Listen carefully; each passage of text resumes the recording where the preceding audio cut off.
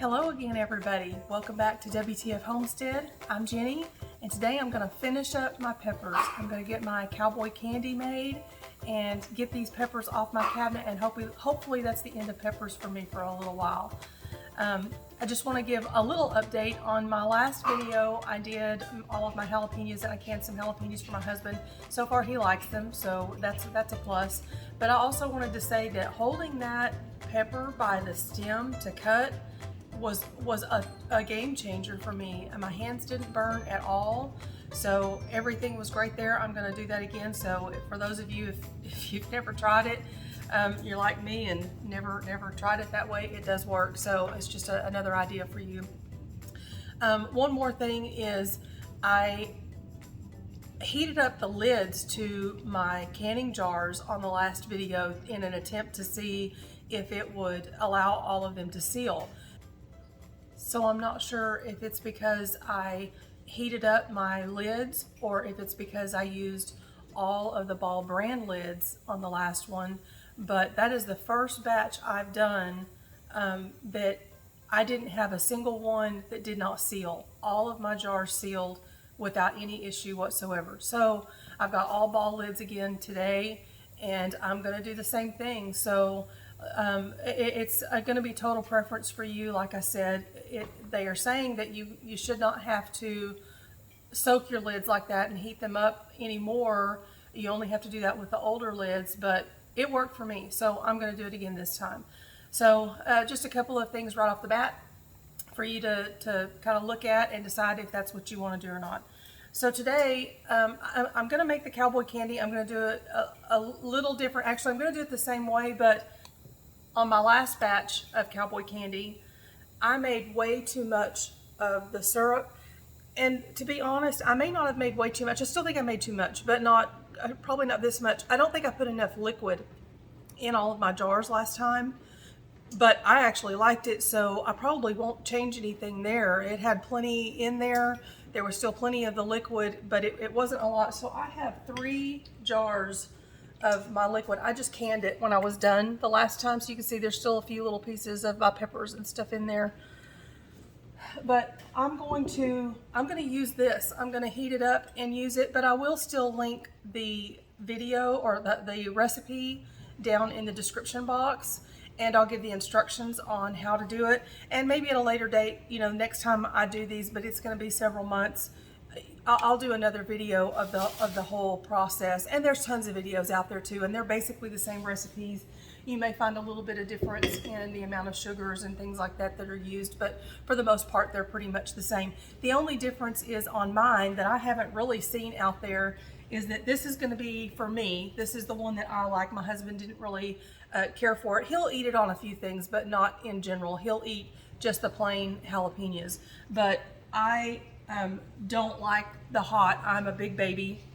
I don't like the heat at all. I mean, what a lot of people just consider warm or mild to me is just killing me. So I am a big baby. Sometimes onions and bell peppers can get me. So I'm probably not a good judge on heat. So, but I mix mine. So mine's going to be about, I've got it probably about a 50-50 ratio of jalapenos and the little sweet peppers.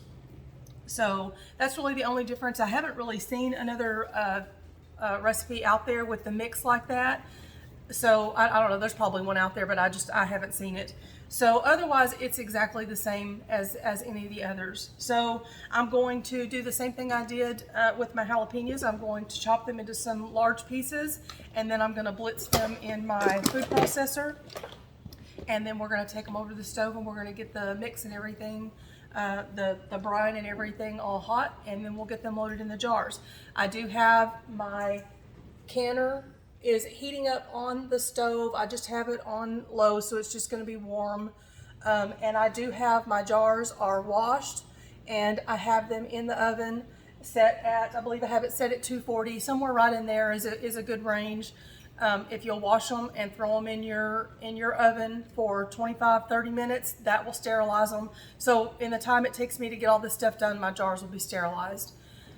So that's just a little bit of stuff right in the very beginning. If you're making this recipe from scratch, you're going to need your peppers, and I think I probably have about 3 to 4 pounds of peppers here. One recipe is about that. If you're going to make your brine from scratch, it is 2 cups of apple cider vinegar and 4 cups of sugar and 2 teaspoons of non-iodized salt. So anything that doesn't have iodine in it. So canning salt, kosher salt.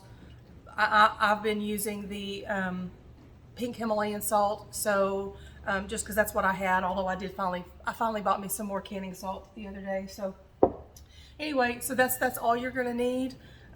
So we'll just start from here. Like I said, I'm just going to chop these up into some large pieces, and then I'm going to blitz them in my little food processor here. So let's get started.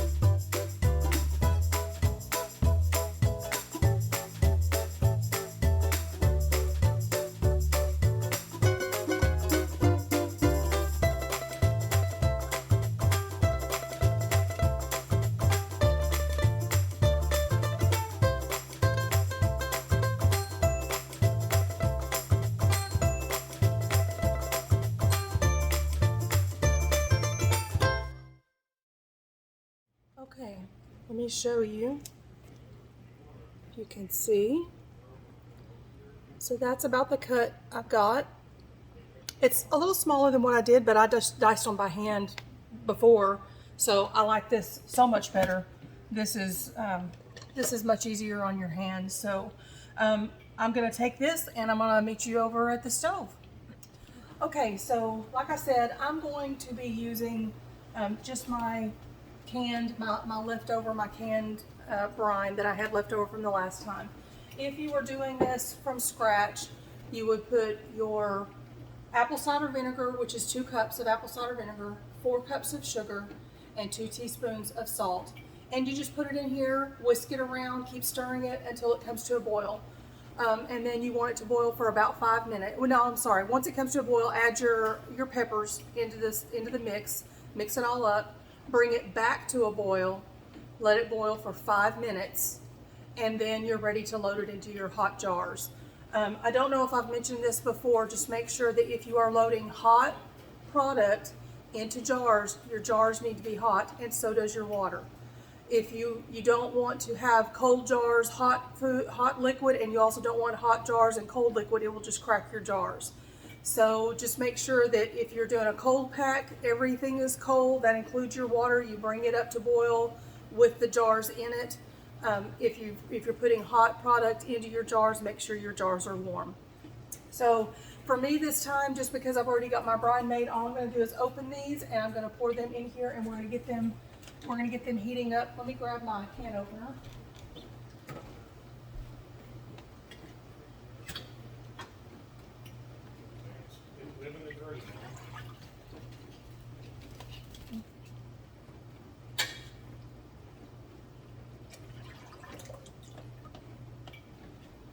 And I'm sure y'all probably all heard this before, but anytime you're canning and you're opening something, when you open it, you want to hear that. I should have brought it over here closer to the camera so you could hear. You want to hear that swoosh sound of it opening, so you know it was sealed, it was pressure in there, and then just smell it. If it smells off, if anything smells funny, don't use it. Just be on the safe side and don't use it. I've never had one like that. But it's just a habit. So you just, look at it. If it looks funky or if it smells funky, don't eat the funk.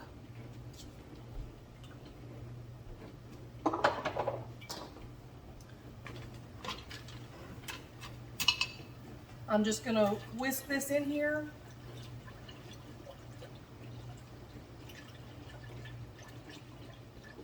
And I'm just going to get it up to a boil.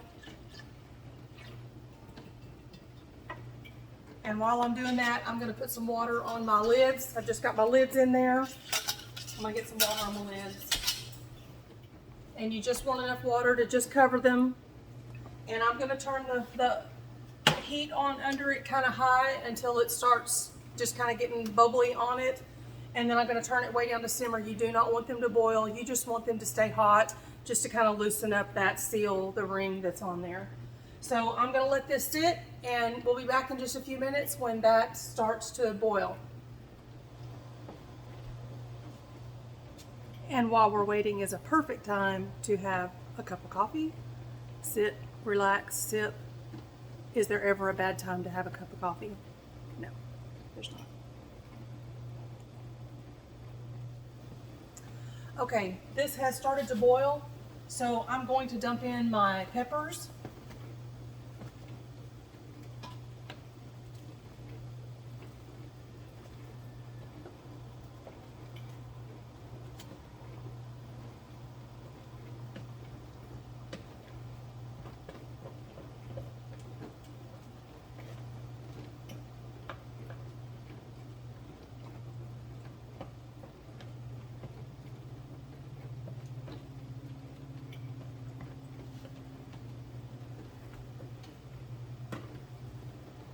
Give it a quick stir, just kind of get it all, let's get all that juice in there. It smells so good. They really need to come out with smell-o-vision. But I'm one of those weird people. I love the smell of peppers, onions, garlic. It's just good. But then I also like the smell of paint, so you might not want to go by what I say. Okay, I'm going to leave this here. We want it to come to a boil. And then we want to boil it for 5 minutes. So we'll just kind of keep an eye on it, and we'll be back in a few minutes. Go get you another sip of coffee. Okay, this has started to boil. So I'm going to turn it down to about a medium heat. And we just want to keep it boiling, and I'm going to set my timer for 5 minutes. And we're just going to keep it cooking, and you want to kind of, keep stirring it. Make sure it doesn't boil over or anything like that. Just, you don't have to stir it constantly, but you want to just kind of keep an eye on it. Don't let it scorch or anything on the bottom. My timer's set for 5 minutes, so we'll be back as soon as this is ready. Okay, this has been boiling for 5 minutes. I'm just going to turn my timer off, and I'm going to turn the fire off out from underneath it. I'm also going to turn the fire off from my lids. They're warm enough, so they'll be fine. While I was waiting on that to cook for 5 minutes, I just pulled my jars out of the oven. They are super hot. So now all we're going to do is just start ladling it. I've got my funnel here and my ladle, and we're just going to start ladling it in.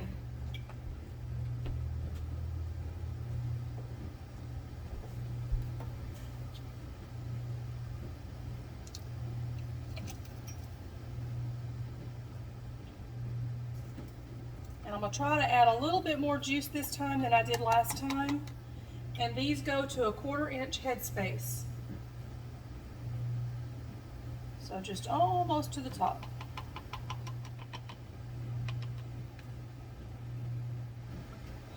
Okay, once you've got them all full, you want to debubble. Always debubble. That's just get you something. You can buy a debubbler that looks like this. Or you can use the end of a spoon, anything that's not metal. So you don't want anything that's going to crack the bottom of your jars. You just want to move the liquid around in there, and all you're doing is just working the bubbles up to the top. You don't want to leave those bubbles in there.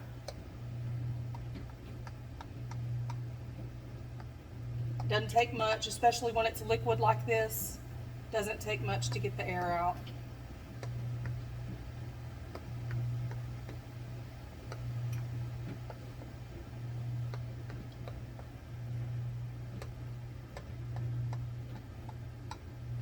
And then once you've debubbled, sometimes it'll go down just a little bit, so you want to make sure everything is at a 1/4 inch.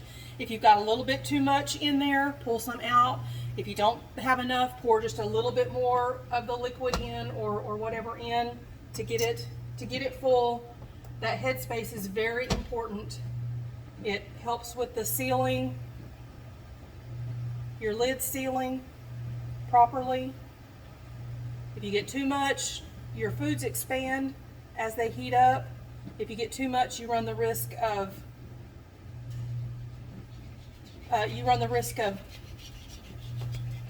popping your lid off, which is going to ruin your seal and then possibly ruin your product. So just be very careful with them. I think I've got just a little bit too much in that one. Let me grab a spoon. If you got too much, just pull a little bit out. It's not going to take much. Okay. Another very important step, we got to clean our lids. Just a paper towel and some white vinegar. And since this has sugar in it and it's super syrupy and I made a mess, just make sure go over and over and over and make sure your jars are very, very clean. Very clean. The rims of your jars. Any of that sugar, any of that syrup will keep your jars from sealing. And that is so aggravating.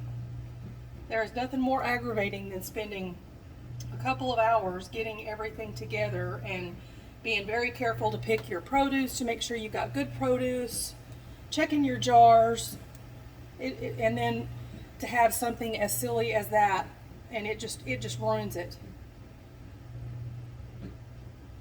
It ruins the experience anyway.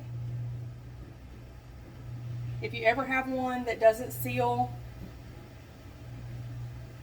you can take the lid off, clean your jar really well, check it again to make sure that there are no nicks in the rim of your jar, and then put a new lid on it. Don't use the same lid. Get a new lid, put the new lid on it, and then you can reprocess it if you do it within 24 hours.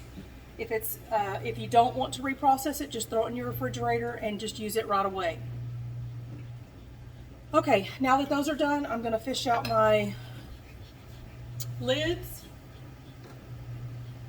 I don't know if this will work. Yeah, it'll work. If you have a magnet, get a magnet. I don't have the actual, they make a magnet for pulling these lids out, and I don't have one. So I'm using my can opener. We always called these a church key. These, a church key. My husband thought I was crazy. I don't guess he had ever heard that, but that's what we called them growing up. I don't know why. I don't know how that would open a church, but that's what we call them.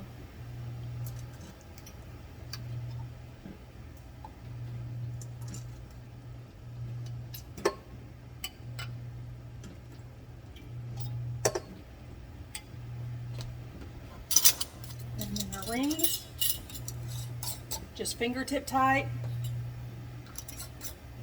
I heard somebody say the other day that if you use these 3 fingers and you do them, put them down as tight as you can get them with those 3 fingers. These 3.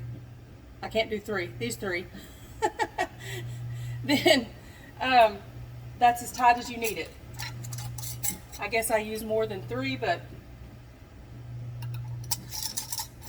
you just don't want to, really crank down on them.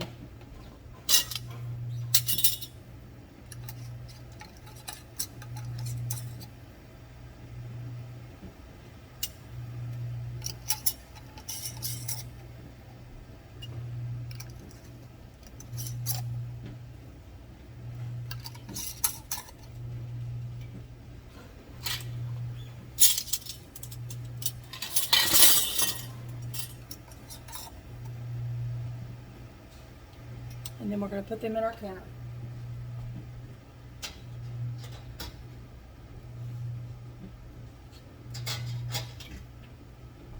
And again, I've just had my canner sitting over here getting warm. It's not boiling yet. The water's just warm so that I'm not putting hot jars in cold water.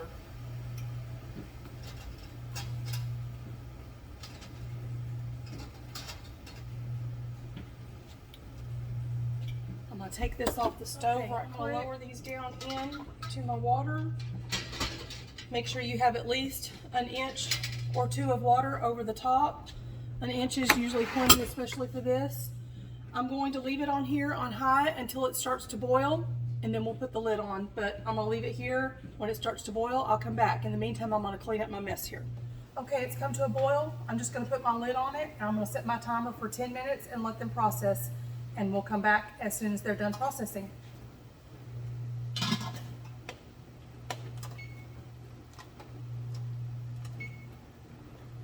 Okay, my timer's gone off. All I did was take my lid off and turn my fire off. It's just set here for a minute or so. And I'm going to start pulling my jars out.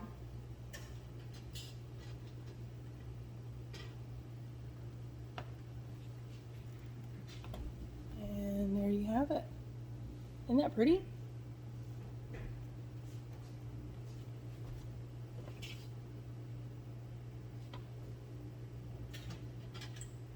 Let's get them all out.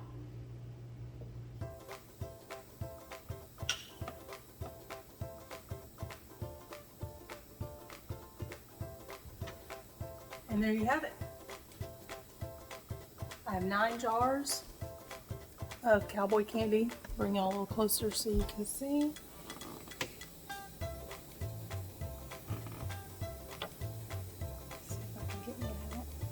I don't know if y'all can hear them pinging.